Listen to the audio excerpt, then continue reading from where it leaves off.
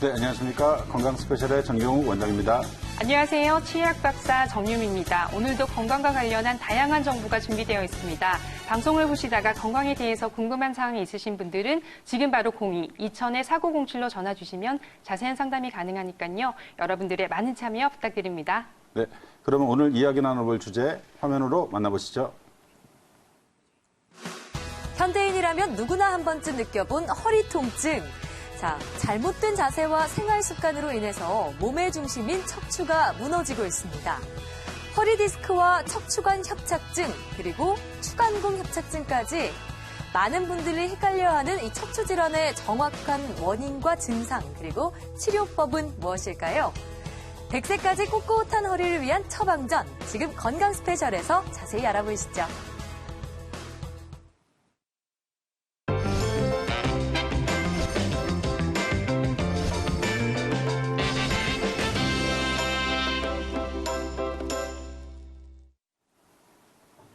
네, 생방송으로 진행되는 건강 스페셜에서는 다양한 허리 질환과 그에 따른 치료법에 대한 이야기를 나눌 예정입니다. 도움 말씀 주실 신재은 병원장님 화면으로 먼저 만나볼까요?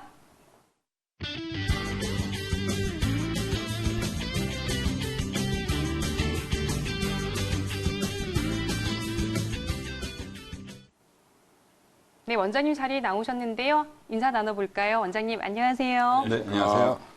네, 원장님. 오늘 저희가 중점적으로 알아볼 주제가 그 요추의 단일공 내시경 시술 및 네. 수술. 네, 이렇게인데요. 자, 척추의 내시경 시술과 수술에 대해서 좀 더 쉽게 정리해 본다면 어떻게 설명을 해 주실 수 있을까요? 척추 내시경 수술이라는 것은 과거에는 수술이 필요한 허리 질환에 있어서 절개를 통해서 수술했습니다. 네. 그러다 보면은 피부 절개도 있고 근육의 손상도 있고 뼈 조직의 과도한 손상도 있고 또 연세가 많으시거나 질병이 많은 분들에 있어서는 수술을 행하는 데 있어서 또 부담도 되고 있었죠. 그런데 최근에는 구멍만을 설치해서 과거에 행해졌던 디스크 수술이나 협착증에 대한 수술을 진행하고 있는데 그것에 대한 소개를 위해서 오늘 이 자리에 함께 했습니다. 네. 네, 그러면 그 내시경 앞에 네. 붙은 단일공이라고 말씀하신 건 네. 수술 부위에 구멍이 하나다 이런 말씀이시잖아요. 네. 네, 맞습니다. 그러면 어떻게 수술은 이루어지는 거죠? 단일공이라는 것은 허리 부분에 1cm 미만, 보통 이제 6mm에서부터 1cm 사이의 통로를 사용해서 치료를 하게 되는 겁니다. 구멍을 하나만 사용하기 때문에 우리가 단일공이라고 얘기를 하는데 다른 수술 기법으로는 다수공이 있습니다. 2개 이상의 구멍을 설치해서 한쪽으로는 렌즈가, 한쪽으로는 수술 도구가 들어가서 수술적 치료를 진행하는 경우가 있는데 단일공 수술법이라 하는 것은 렌즈 기구 자체에 도구가 같이 설치됨으로써 구멍을 하나만 설치하고도 디스크나 협착증의 수술이 가능한 수술의 술기의 형태입니다. 네, 이렇게 보면은 저희가 이제 네, 단일공 수술이라고 하면 네, 또 네, 네. 1cm 미만의 흉터가 생긴다고 그러게요. 하니까 흉터에 대한 걱정 좀 없을 거의 것 없을 것 같아요. 같아요. 네, 그리고 네, 네. 현대 사회에서 입원이 가장 많은 질병 1위를 차지한 것이 바로 허리 허리 디스크라고 디스크. 합니다. 네네네. 그래서 이렇게 단일공 내시경 수술은 또 어떻게 이루어지고 어떤 치료법이 있는지 저희가 자세하게 알아보도록 할 건데요. 실제로 이제 보다 정확한 병명은 추간판 탈출증이라고 탈출증. 합니다. 추간판 즉 디스크가 탈출하면 척추가 어떤 상태가 되는 건지 조금 더 구체적으로 알려주실까요? 네, 디스크라고 알려진 추간판 질환은 척추뼈 사이에 있는 연성의 물질인 디스크가 탈출이 되면서 주변을 지나가는 신경 조직을 눌러서 요통이나 네. 하지 통증을 유발하는 병적인 상태를 얘기를 하는 겁니다. 네. 자, 이제 그림을 한번 보시면은 추간판 탈출증의 이제 진행 과정을 좀 볼 수가 있는데요. 지금 그림에서 보면은 이 정상적인 디스크 형태가 나와 있고 옆에는 탈출이 돼서 신경 조직을 누르는 그림을 보여주고 있습니다. 1번 그림은 지금 이제 탈수화가 진행됐다라는 것을 보여주고 있는데 탈수화가 진행이 되면 일반적으로 내부에 있는 수분이 빠져나감으로써 내용물 자체가 거칠어지고 찌꺼기가 되고 탄력을 잃게 되는 단계가 되고 2번에 보이는 게 이 섬유륜이라고 하는 디스크 외벽에 균열과 염증으로 인해서 통증을 유발하는, 주로 이제 요통을 유발하는 단계가 되겠죠. 그리고 세 번째 그림을 보면은 약한 부분을 통해서 탈수화된 디스크 물질이 터져 나와서 주변으로 지나가는 신경 조직들을 누르고 있을 수 있는 상황을 보여주고 있습니다. 네. 그렇다고 하면 저희가 추간판 또는 네네네. 척추증이라고 하는 건 조금 어려운 부분이긴 하니까 그쵸? 환자 네네네. 사례를 보면서 들으면 훨씬 더 이해가 편할 것 네네네. 같은데요. 어떤 사례가 있나요? 자, 사진 한번 같이 보도록 할까요? 네. 지금 여기 그림과 사진에서 보이고 있습니다.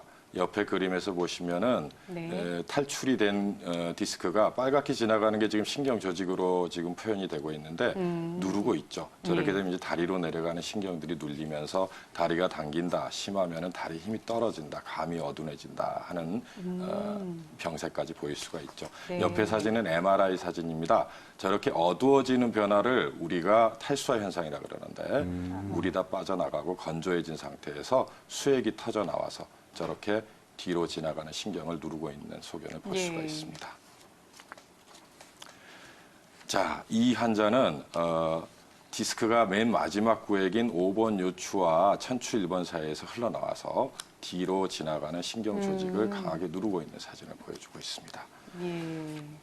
자, 이제 단면 사진도 있는데요. 그 경우도 지금 보시면은 시커멓게 보이는 게 지금 디스크 물질인데 뒤에 점처럼 보이는 게 신경 조직입니다.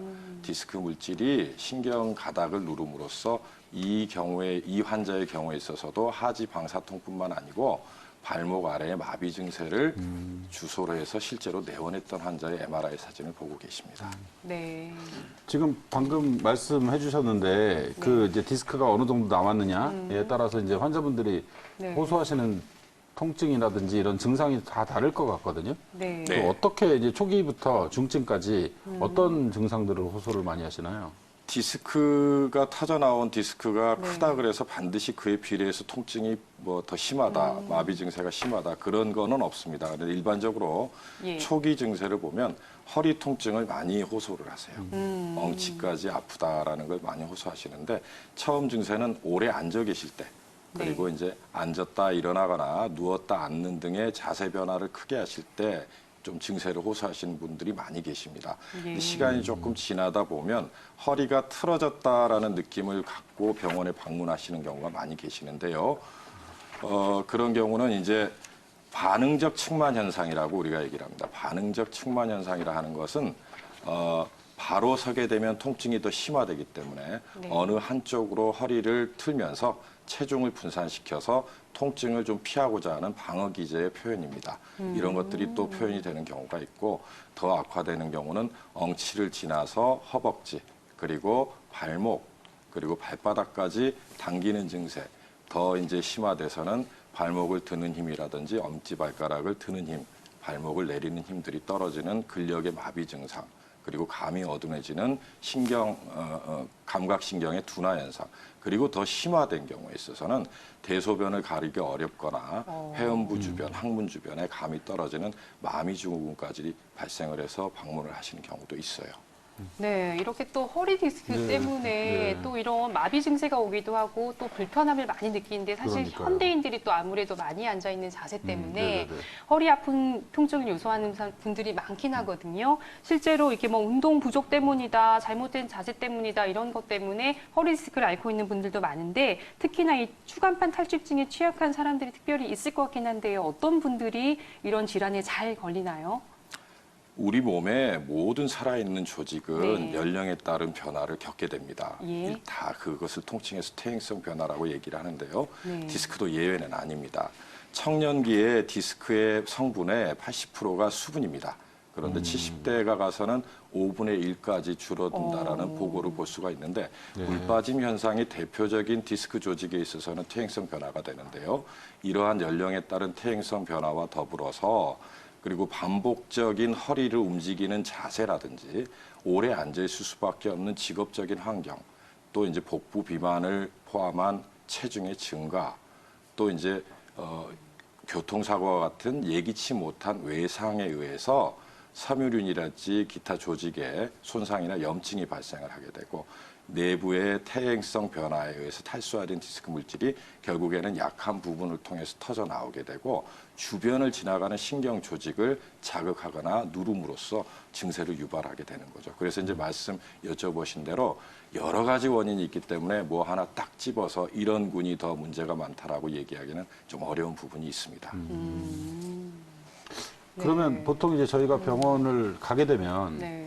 그 이제 환자분들이 정확한 병명을 사실 잘 모르는 상태에서 가는 경우가 많으니까 네. 뭐 어떤 병원 가면 엑스레이만 찍었다, 어디는 가면 무조건 MRI를 찍으라고 하더라. 네. 그리고 얼마 전에 뉴스에서 MRI 이제 보험 얘기도 좀 있는 것 같던데 네. 그 부분에 대해서 좀 이제 검사들은 어떤 검사가 이제 원장님 내내 가장 좀 생각하실 때 제일 적합한 네. 검사인지 좀 설명을 좀 해주시면 좋을 것 같아요.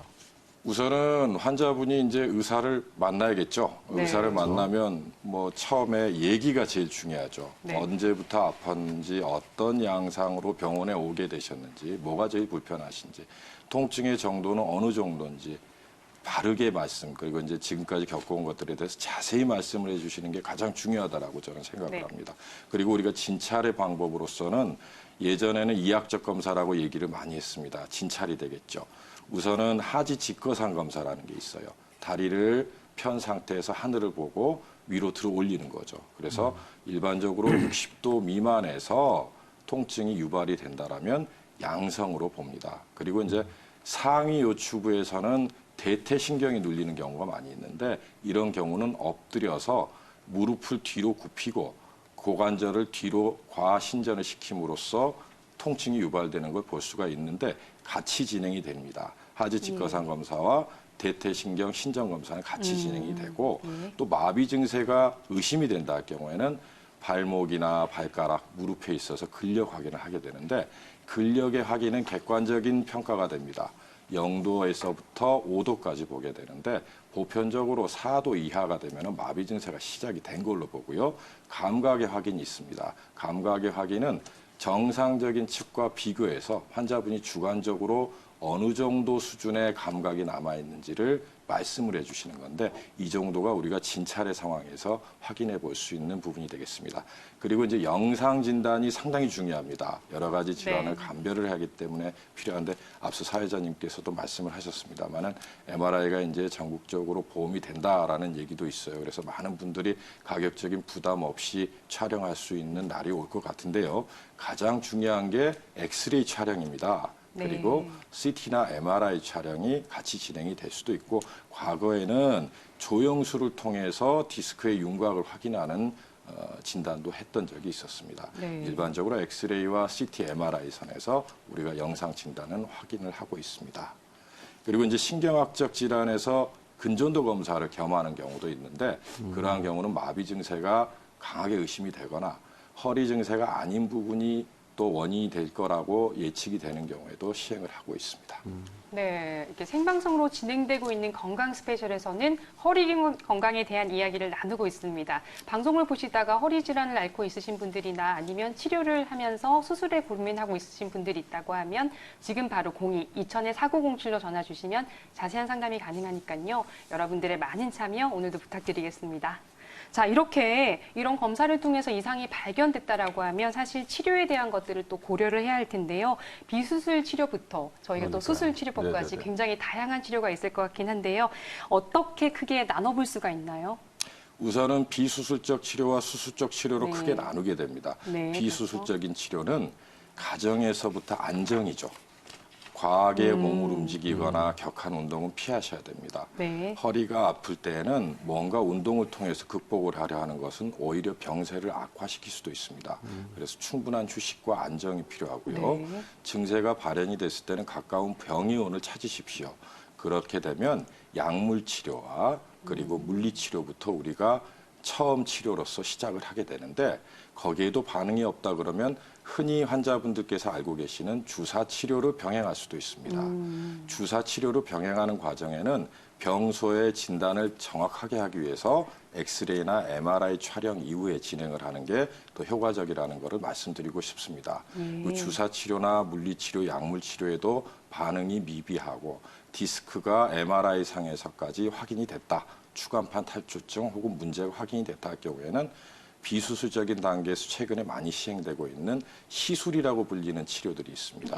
디스크 외연의 손상이나 경도의 추간판 탈출증에 의해서 증세가 발현될 때 우리가 많이 활용을 하는 방법인데 신경 성형술이라든지 고주파 수액 감압술 같은 시술이 있습니다. 여기까지는 우리가 일반적으로 비수술적인 치료의 범주에 놓고 설명을 드리고 있습니다. 그러나 그러한 치료에도 반응이 없거나 6주 이상의 보존적인 치료에도 반응이 없고 앞서 말씀드린 대로 근력의 약화나 마비 증세 그리고 대변이나 소변의 문제가 발생하는 또 그러한 마미 증후군의 문제 이런 것들이 발생을 했을 때는 수술적인 치료를 반드시 진행을 해야 됩니다. 근데 수술적인 치료에는 우리가 흔히 얘기하는 표준 휴식이 있습니다. 표준 휴식은 한 3cm 정도의 절개를 통해서 근육과 뼈의 일부를 제거하고 인대도 제거하고 미세 현미경 하에서 디스크를 제거하는 관열적인 수술의 방법과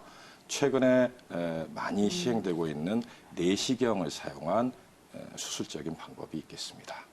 그리고 이제 보존적인 치료로 해소가 되는 부분들이 한 7, 80%의 환자분들에서 해당이 되고 비수술적인 치료를 포함해서 수술로 가는 경우가 한 20, 30% 보게 되는데요.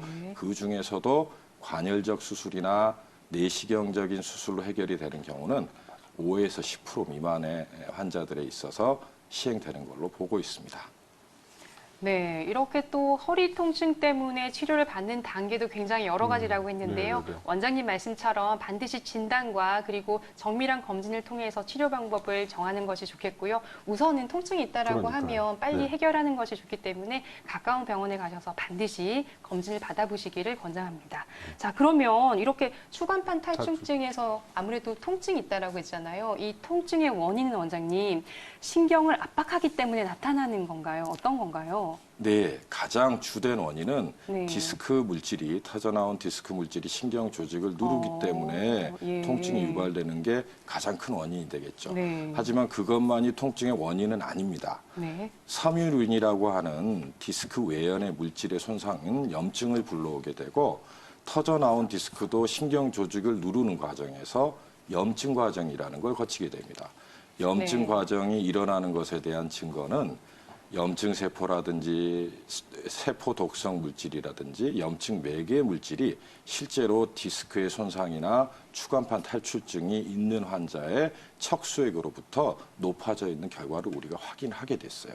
그래서 단순히 압박에 의한 통증만으로 보기에는 어렵습니다.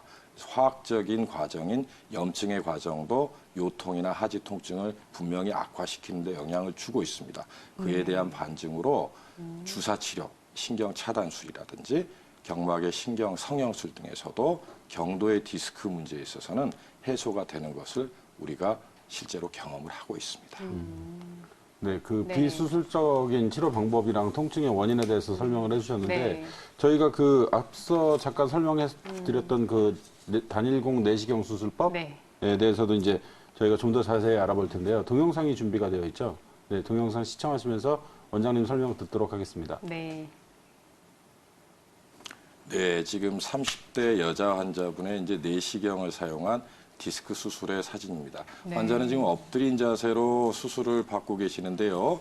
지금 저 장비는 렌즈와 수술 도구가 한 기구 안에 설치되어 있는 기구입니다. 그리고 약 5에서 6mm 정도의 단일공을 사용해서 지금 수술이 진행이 되고 있습니다. 네. 저 기구는 이제 인대를 제거하는 기구가 되겠고요.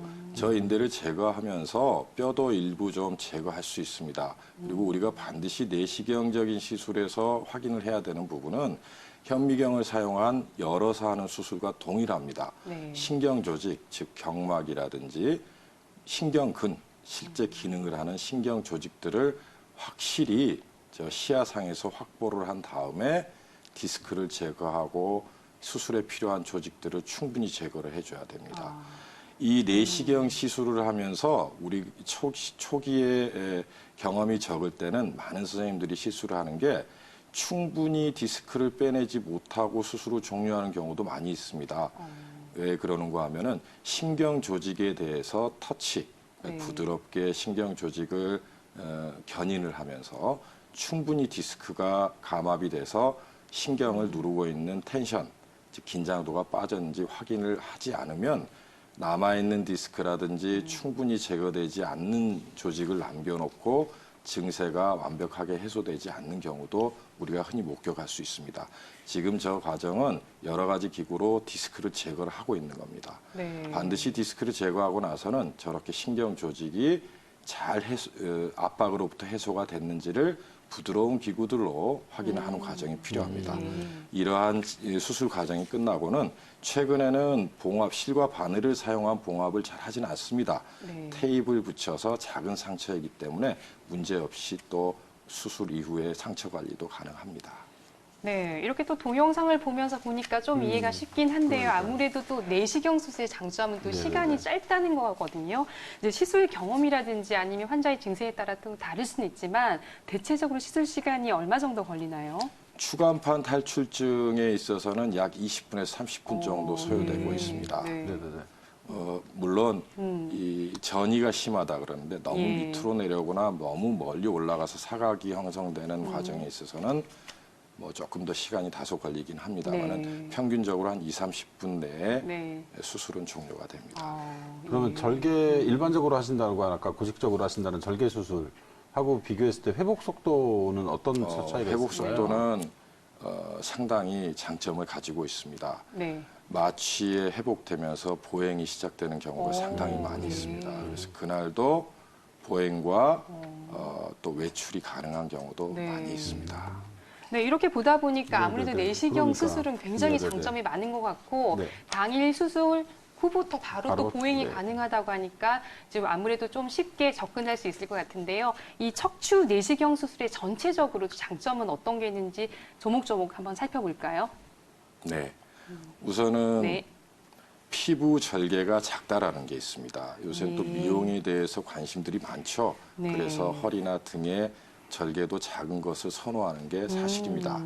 그리고 근육이나 뼈, 인대 손상이 확실히 적습니다. 예. 그렇게 함으로써 근력이 보존이 되고 또 운동선수들이나 군인, 또 경찰, 소방관처럼 몸을 많이 쓰셔야 되고 또 허리에 무리가 가는 일을 많이 하시는 분들에도 적용이 가능합니다. 그리고 고령의 문제가 되시는 분들, 또 고령과 더불어서 당뇨병이라든지 심장질환이라든지 기존의 뇌졸중과 같은 또 어떤 다른 의학적인 문제가 있었던 분들도 비교적 편하게 접근이 가능한 수술로서 많이 요새는 시행이 되고 있는 수술의 형태로 보고 있습니다. 네, 이렇게 또 척추 내시경 수술의 네네네. 장점이 분명히 있고 그리고 또 연세가 많으신 분들에서도 적용이 가능하다고 하니까 이 척추관 협착증이 있는 경우에 이 시술을 고려하시면 좋을 것 그러니까요. 같습니다. 네. 그런데 저는 또 수술 후의 경과가 굉장히 중요할 것 같아요. 어떤 변화가 있는지 사진으로 보면 좋을 것 같은데 어떤가요, 원장님? 기존의 관열적 수술과 성적은 대등하다고 보고 있습니다. 네. 보시는 바와 같이 위에 있는 MRI 사진은 수술 전에 추간판 탈출증의 모습입니다. 내시경하 수액 감압술을 시행하고 나서 아래쪽 사진과 비교를 해보면 저렇게 검게 보이고 밀려 나온 게 디스크 덩어리인데 충분히 감압이 되고 신경을 누르지 않는 걸 볼 수 있습니다. 네. 사진에서만 저렇게 변화가 있는 게 아니고 이전에 관열적 수술에서 볼 수 있었던 신경마비 증세의 회복이라든지 통증의 회복이 동등한 위치에서 해석이 되고 있습니다. 네. 근데 이제 관열적이든 비관열적이든 아니면 지금 내시경 수술이든 네. 모든 케이스가 수술을 아까 말씀하신 것처럼 한 20%, 30% 네. 정도만 이제 수술을 한다고 하셨단 말이에요. 네. 근데 보통 그러면 관열적인 거랑 내시경이랑은 어떤 때 구분을 해서 적용을 할 수 있나요? 구분은 최근에 가서는 거의 없습니다. 그래서 네. 이제 전이증이 심하거나 불안정성이 심하거나 혹은 감염에 의한 문제가 아닌 경우에는 과거의 관열적 그러니까 절개하에서 진행을 했던 수술 적응증을 거의 내시경적인 수술에 대입을 할 수가 있습니다. 차이는 없다라고 보고요.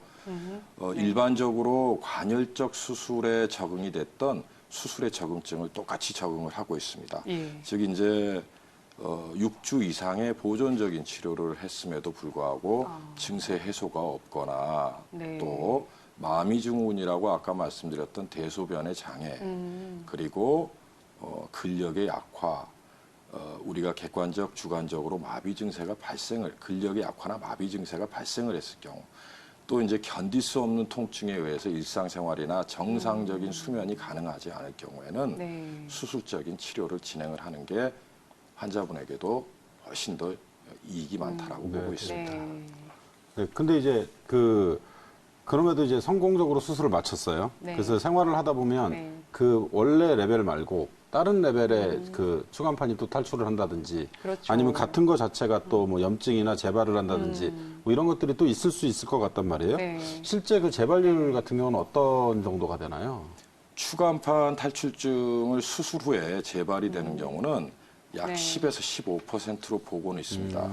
네. 일반적으로 수술 진행하고 6에서 8주 이내에 약 60%가 재발률에서 한 60%가 그 기간 동안에 재발이 된다라고 보고 있어요. 그런데 재발의 정의는 이전에 수술했던 디스크 마디에 같은 방향으로 또다시 탈출이 되는 경우를 추간판 탈출증의 재발로 정의를 하고 있습니다. 네. 사회자분께서 여쭤보셨던 다른 분절에서의 추간판 탈출증이나 다른 문제로서 생기는 증세나 병세는 재발로 우리가 간주를 하고 있지는 않습니다. 네.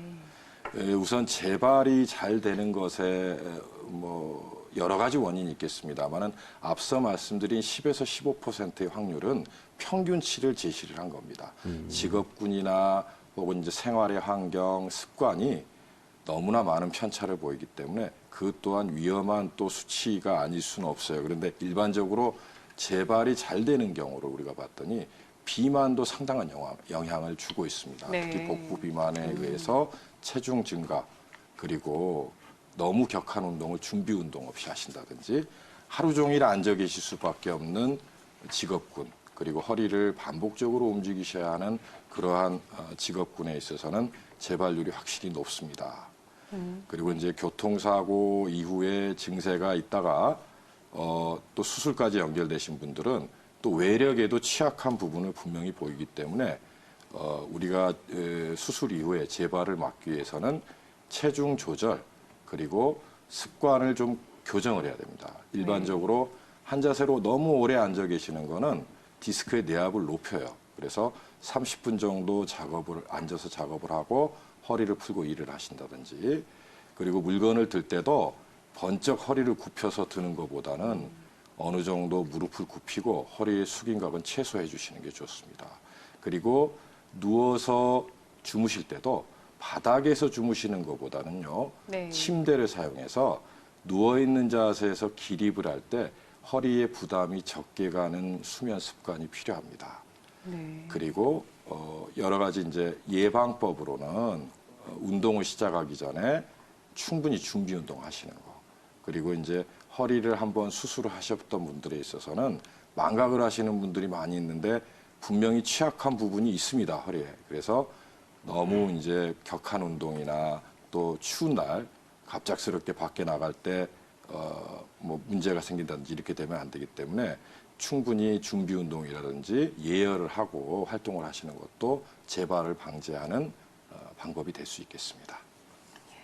네, 생방송으로 진행되고 있는 건강 스페셜에서는 허리 건강을 위한 처방전에 대한 여러 가지 이야기를 나누고 있습니다. 저희는 잠시 광고 보고 돌아오도록 하겠습니다. 채널 고정. 생방송으로 진행되고 있는 건강 스페셜과 함께하고 있습니다. 이번엔 생활 속 치아 관리와 치과 치료법에 대해 더욱 자세히 알아볼 수 있는 시간이죠. 양홍석 원장님께서 전해주시는 치아 주치 지금 바로 만나보실까요?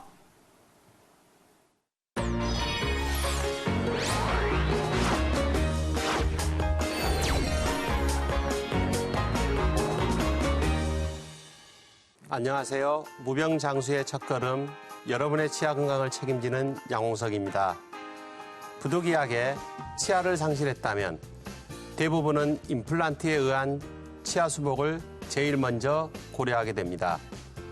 임플란트를 시술한 후 만족스럽게 사용하는 분들이 대부분이지만 덜어는 불편감을 호소하시는 분들도 있으신데요.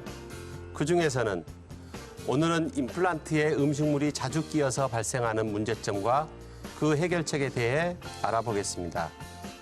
임플란트와 자연 치아에 음식물이 끼이는 공간은 주로 윗부분과 아랫부분 두 가지로 나누어 볼 수 있습니다. 첫 번째, 아랫부분의 빈 공간부터 살펴보시겠습니다. 자연 치아의 뿌리에 해당하는 치근과 임플란트 인공체의 뿌리를 비교해 보면 우선 굵기가 다릅니다. 일반적으로 자연 치아의 뿌리보다 임플란트의 뿌리 폭이 더 작기 때문에 인접한 치아와의 간격이 크고 그로 인해 빈 공간이 발생하게 되죠. 그럼 이 부분을 채우면 되지 않을까라고 문의를 하시는데요. 이런 경우 자연스러운 곡선이 아닌 볼록 튀어나온 돌출 모양의 보철로 인해서 세균이 살기 쉬운 환경이 될 수 있습니다. 차후에 잇몸에 염증을 발생시키고 나아가서는 해당 잇몸뼈를 녹이는 그런 부작용을 낳기도 하게 되겠죠. 당장 한두 달은 음식물 끼임이 없을 수 있지만 잇몸의 염증을 유발해서 결국에는 치조골이 녹아 빈 공간이 다시 발생하는 악순환의 고리가 형성되기 때문에 임플란트 보철문의 빈 공간은 올바른 칫솔질과 치간 칫솔 등의 위생기구로 청결을 유지해야 하는 것입니다. 두 번째, 자연 치아와 임플란트의 씹는 면 사이의 공간에 의해서 음식물이 끼이는 경우를 알아보겠습니다. 이 공간은 대부분 임플란트 보철물 사용 후 몇 년이 지난 다음에 발생하는데요. 가장 큰 원인은 치아의 이동입니다. 자연 치아는 얼굴의 중심 쪽을 향해서 아주 조금씩 생리적인 이동이 발생하지만 임플란트는 구조적 특성상 전혀 이동을 하지 않습니다.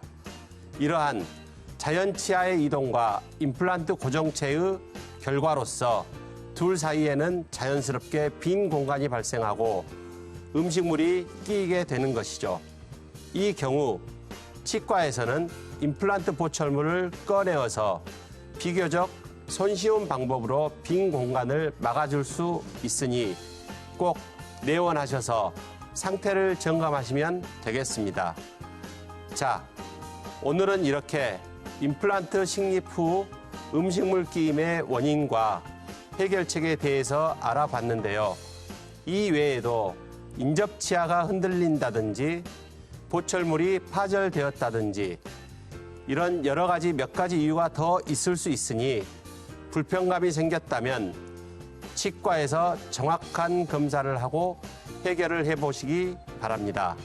이상 여러분의 치아 주치의 양홍석이었습니다.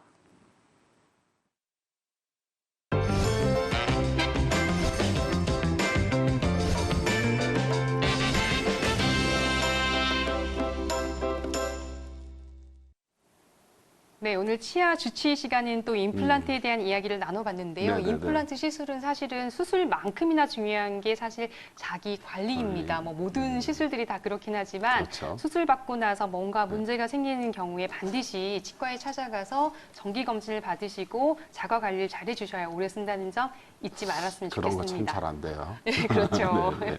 자, 오늘 저희 네. 그 신재영 원장님하고 유추에 대해서 네. 허리요. 예, 유추에 대해서 발생할 수 있는 네. 질환과 그에 따른 단일공 내시경 수술법에 대해서 이제 이야기 나눠보고 있는데 앞서서는 저희가 했던 거는 이제 그 디스크 네. 였고 이제 후반에서는 저희가 이제 척추관 협착증에 대해서 알아볼 건데 네. 지금 이제 과거에는 50대 이상이다 그러시면 네. 대부분들 다 허리 디스크 환자가 네, 대부분이셨는데 맞아요. 최근에는 점점 척추관 협착증을 앓고 있는 환자의 수가 많아지셔서 예. 이제는 오히려 디스크보다 많다라는 네. 이야기도 있다고 하시는데 근데 사실 뭐 저도 의사긴 하지만 사실 차이 잘 모르거든요. 네. 그래서 이제 그 원장님 그 네. 척추관 협착증하고 디스크하고 차이점을 좀 자세히 설명을 네. 해주시면 좋을 것 같아요. 네.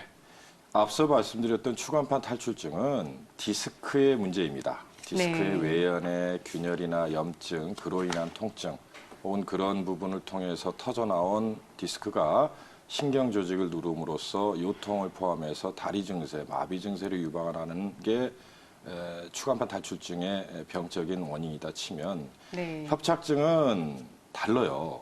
첫째, 디스크뿐만 관여하는 게 아닙니다.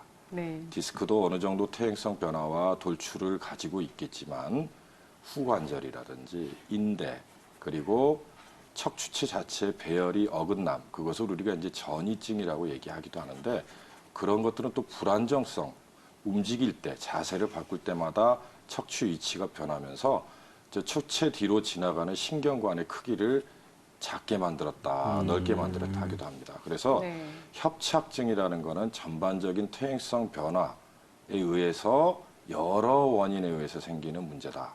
주 증세는 오래 걷기 힘들 정도의 다리 증세. 이게 이제 대표적입니다. 그것을 우리가 이제 신경인성 파행이라고 얘기를 하는데 오래 걷기 힘들다. 하지 증세가 있다. 엉치가 네. 아프다.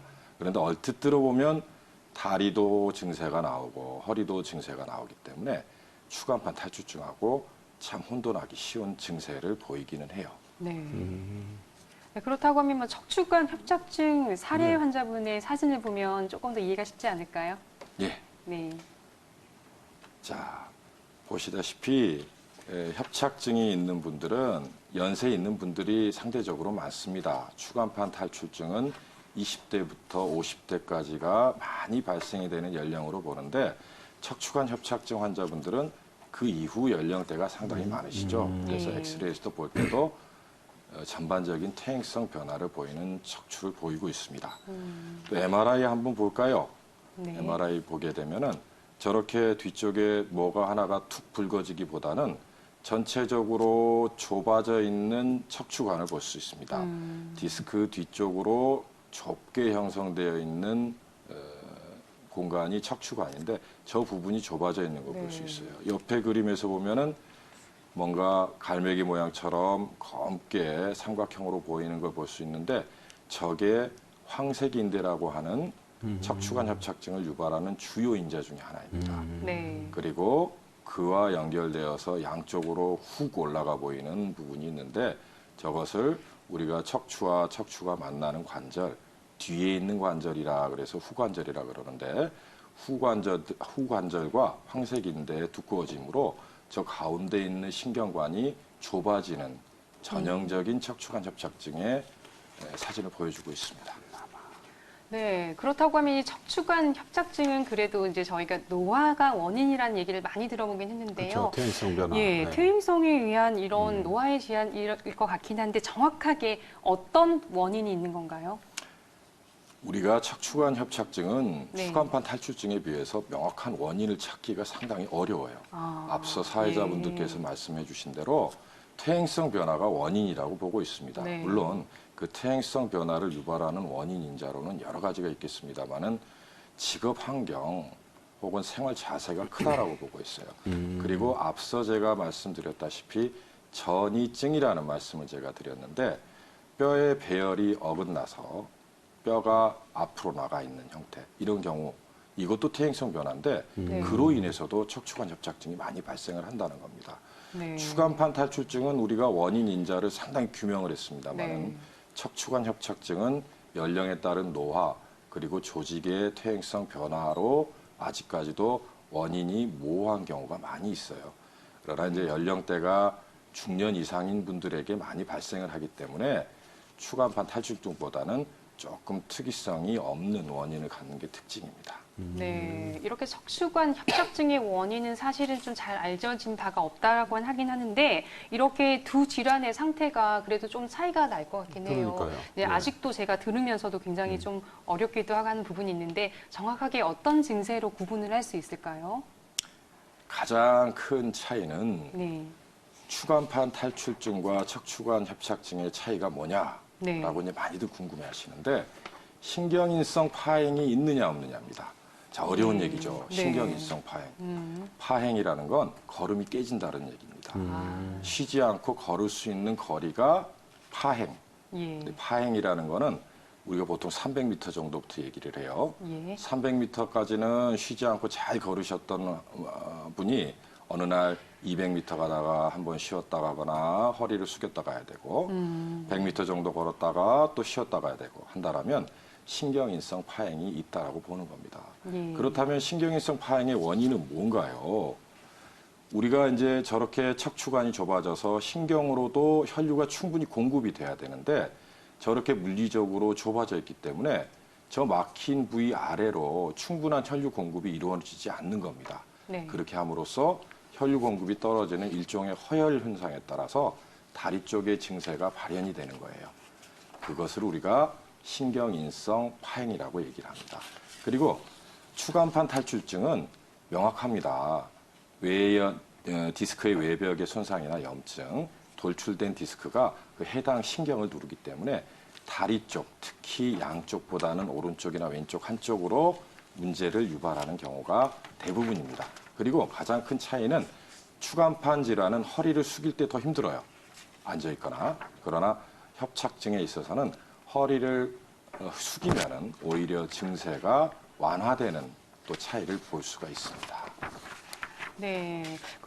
그렇다고 하면 이제 저희가 또 걸을 때 증상이 더 심해지거나 하는 부분이 있다라고 했는데 네네네. 이 추간판 탈출증과 그리고 척추관 협착증의 차이가 이제 정확하게 표로 있다라고 하면 훨씬 그러니까요. 더 이해가 쉬울 것 네네네. 같은데요. 원장님 제가 보기에는 좀 연령이 낮은 사람들이 아무래도 디스크 탈출이 더 많은 것 같긴 하고요. 이게 또 연령대가 높은 분들이 척추관 협착증이 더 많이 앓는 것 같긴 한데 네네네. 이게 제가 이해한 게 맞는 건가요? 네, 예. 맞습니다. 옆에 예. 이제 표도 잘 나와 있습니다. 네. 추간판 탈출증의 문제로 많이 병원을 방문하신 분들은 40대까지로 보고 있어요. 그리고 협착증은 말 그대로 퇴행성 병변의 대표 주자이기 때문에 주로 50세 이상의 중년층, 노년층에서 환자분들을 많이 형성을 합니다. 그리고 이제 앞서 말씀드렸다시피 예. 디스크 단일의 문제로 생기는 게 흔히 얘기하는 추간판 탈출증이고 디스크를 포함해서 후관절이나 황색인대 여러 가지 원인에 의해서 생기는 게 협착증의 원인이 되겠죠.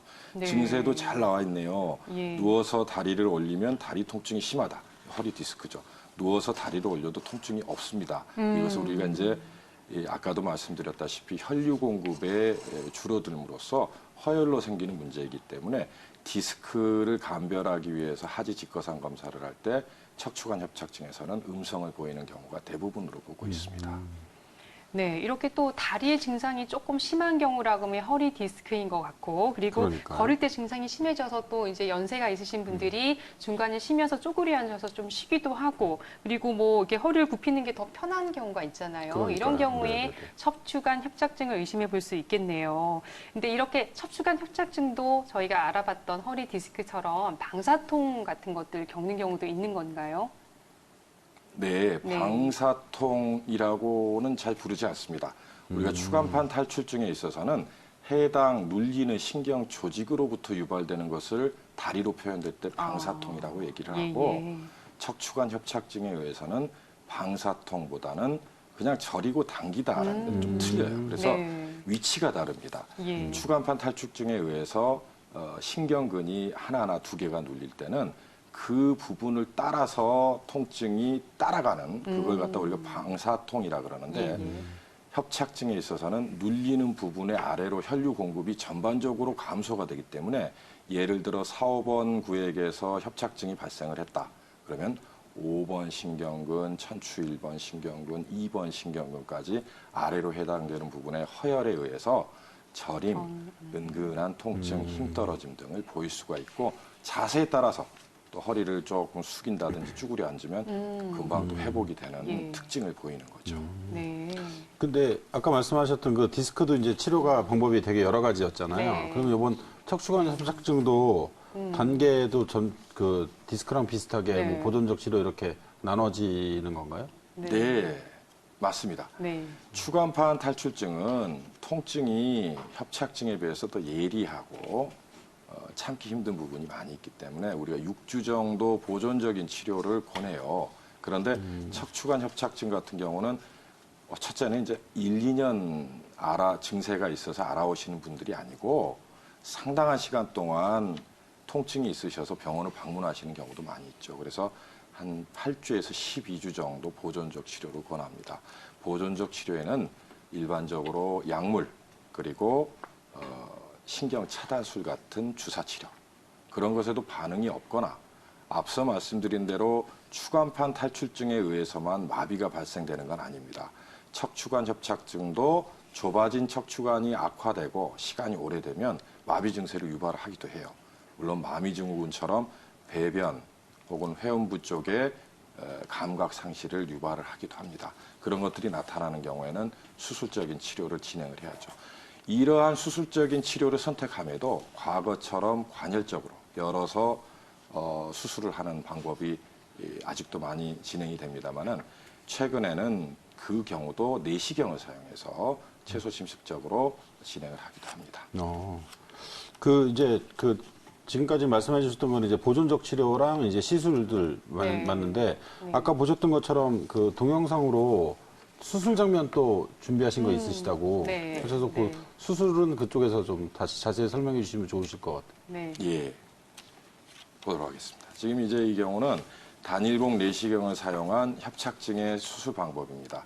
열기구를 사용해서 주변 조직을 충분히 깨끗하게 정리를 하고 저러한 드릴을 사용해서 뼈를 제거하는 과정을 필요로 합니다. 저 과정에서 이제 골극이라든지 또 자라나온 후관절이라든지 이러한 뼈에 해당되는 부분들을 갈아내고 저 안쪽에 보이는 인대 조직들도 충분히 제거를 하고 앞서 말씀드렸던 바와 마찬가지로 신경 조직, 즉 경막이나 신경근 같은 조직까지 충분히 내시경 하에서 확인을 하고 충분히 눌리는 부분이 해소되었는지를 확인한 다음에 수술은 종료가 됩니다.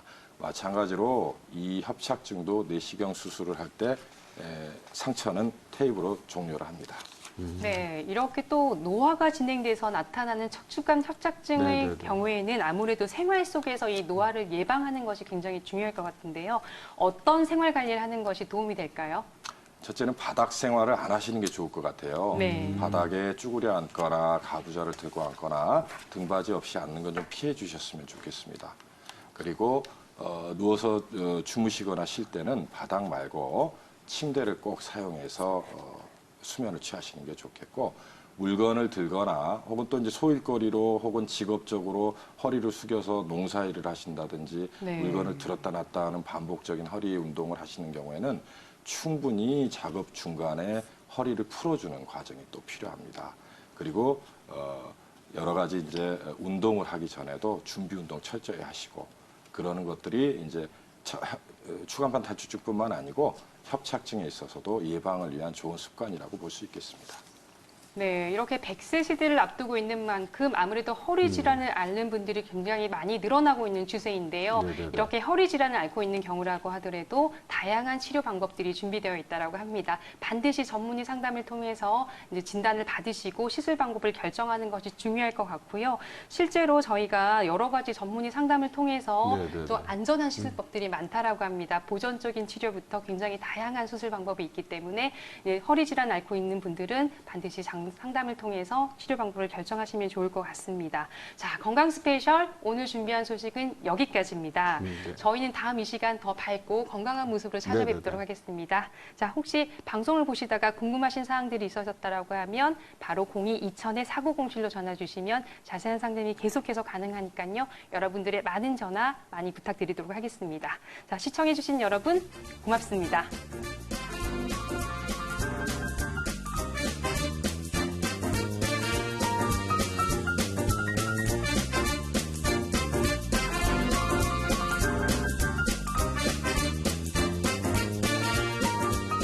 본 방송은 의료 정보에 대한 제공일 뿐 의료 정보에 대한 과시는 위험을 초래할 수 있고 모든 치료에는 부작용이 동반될 수 있습니다.